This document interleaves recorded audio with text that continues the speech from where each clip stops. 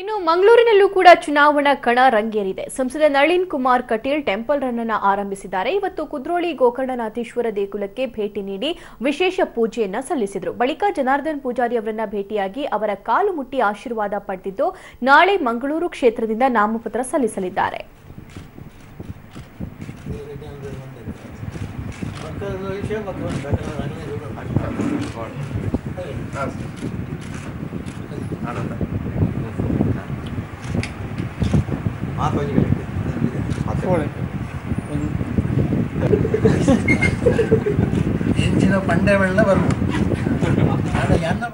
ಹಾಸನ ಚನ್ನರಾಯಪಟ್ಟಣ ದಿಡಗ ಪ್ರತಿಭಟನೆ ಸ್ಥಳಕ್ಕೆ ಬಂದಿರುವಂತಹ ಶಾಸಕರನ್ನ ಬೆವರಿಳಿಸಿದ್ದಾರೆ ಜನ. ಸ್ಥಳಕ್ಕೆ ಬಂದ ಶಾಸಕ ಬಾಲಕೃಷ್ಣರನ್ನ 1 ಕಿಲೋಮೀಟರ್ ನಡೆಸಿದ್ದಾರೆ. ಬಿರು ಬಿಸಿಲಿನಲ್ಲಿ ನಡ್ಕೊಂಡೇ ಹೋಗಿದ್ದಾರೆ ಶಾಸಕರು.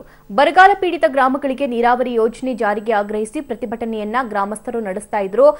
ಬರಡಾದ ಕೆರೆ ತೋರಿಸಲು ನಡೆಸಿಕೊಂಡೇ ಅವರನ್ನ ಕರ್ಕೊಂಡು ಹೋಗಿದ್ದಾರೆ.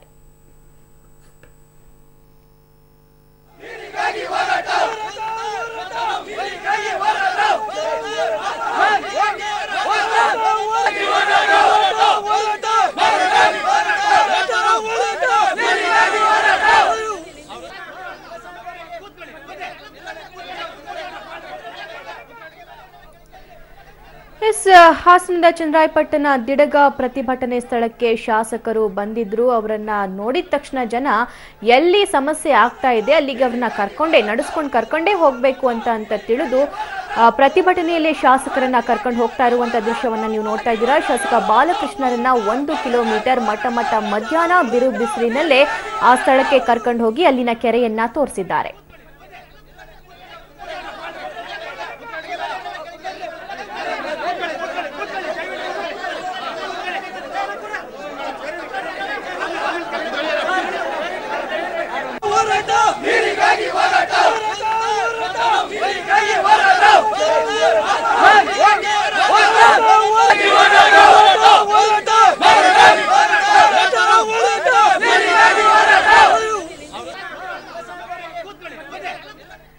ಇಷ್ಟೊತ್ತು ಸುದ್ದಿ ಕೊಟ್ಟಿದ್ದು ನಾನು ಸಬಾ ಹಕೀಂ. ನೆನಪಿರ್ಲಿ, ನ್ಯೂಸ್ ಅಂದ್ರೆ ಪಬ್ಲಿಕ್ ಟಿವಿ.